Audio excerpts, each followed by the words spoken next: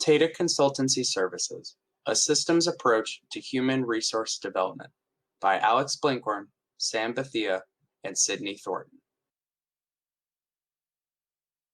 A history of the Tata Consultancy Services Group. The Tata Group began as a family-run trading firm founded in India by Jemmasatji Nusarwanji Tata in 1868. By 2006, the Tata Group had formed 96 operating companies in 7 different industries, employing over 200,000 people. During the 2005 to 2006 fiscal year, the group's revenue was $21.9 billion, equivalent to about 2.8% of India's GDP. Founded with a strong belief in ethics and corporate responsibility, Tata Consultancy Group has proved its success and now needs to continue to grow and figure out a solution for its issues. Here's some of the background for the case behind Tata Consultancy Services. They began as a software services company in 1968 to handle internal IT needs for the Tata Group as a whole. It was the first software and IT services company in India. They began to offer IT application services and maintenance to developed foreign markets such as Europe and the US in 1970. They maintained a position as the largest IT services exporter through the industry boom of the 70s and 80s. In the 90s, TCS began to invest heavily in their training and development to meet demands for their growth aspirations. Tata Consultancy Services Recruitment and Induction. During the 1990s in India, an estimated 450,000 technical graduates entered the job market each year. Tata Consultancy Services interacted with about 251 different institutions and made roughly 12,000 job offers to senior students in the first year of program. In order to optimize training for these new hires, students who passed recruitment evaluation were given access to in-depth training materials. Upon hiring, recruits participated in a 6-week learning program that helped them become accustomed to Tata Consultancy Services expectations. They received training in a variety of skills needed as a software engineer, on top of the schooling that they had already received in graduate school. Prior to job deployment, recruits are given just-in-time training. Tata Consultancy Services adopted a systems approach to training and providing new employees an on-ramp into the company. This training program, called Ignite, was held at the company-owned campus. By 2008, Tata Consultancy Services had 111,000 employees, more than 90% of which were Indian nationals. They exported nearly all of their services directly from India. They began their global aspirations with first wholly owned delivery center in China in 2002. They established 3 different delivery centers in China during that year. China became their large outsourcing hub for the whole Asia-Pacific region. They found a large pool of relatively cheap labor compared to India in China. Tata Consultancy Services Chinese recruits found it difficult to adjust between education and their actual real-life scenarios that they were facing at Tata Consultancy Services. As of 2008, Tata Consultancy Services operated 144 offices in 41 countries worldwide, servicing a broad range of industries.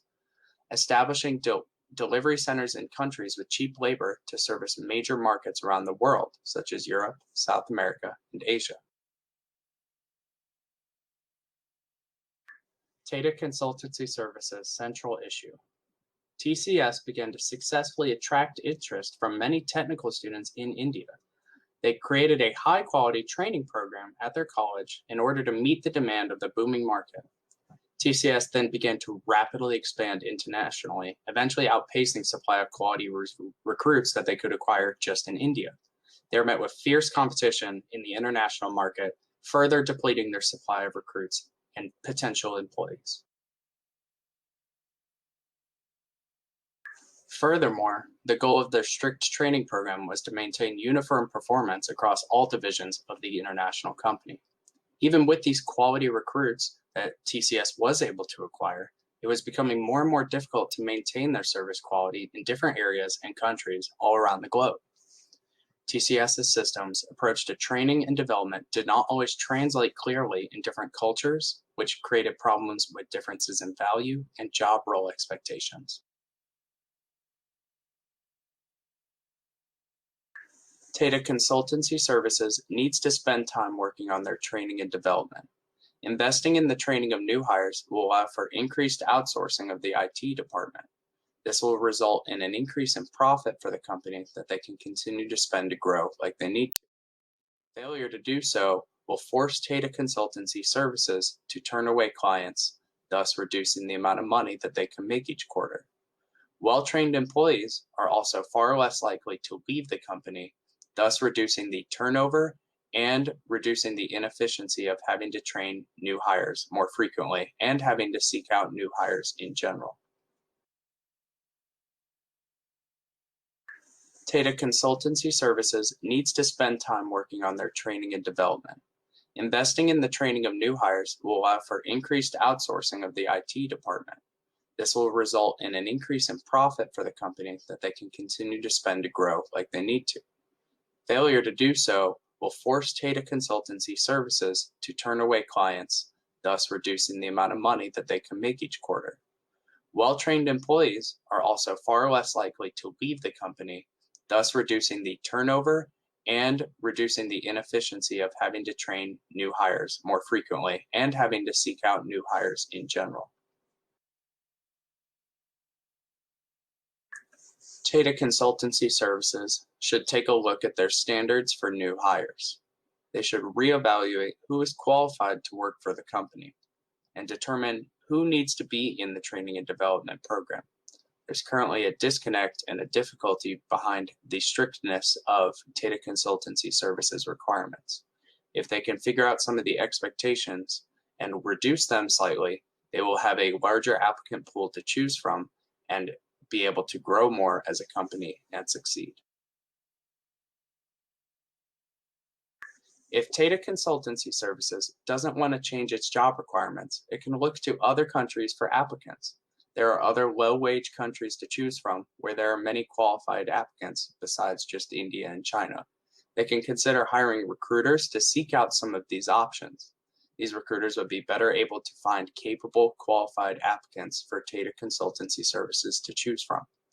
They can also try other methods of recruiting, like online methods or career fairs, to help increase their applicant pool, thus giving them more qualified employees to choose from and have to spend less time training, and they can continue to grow as a company.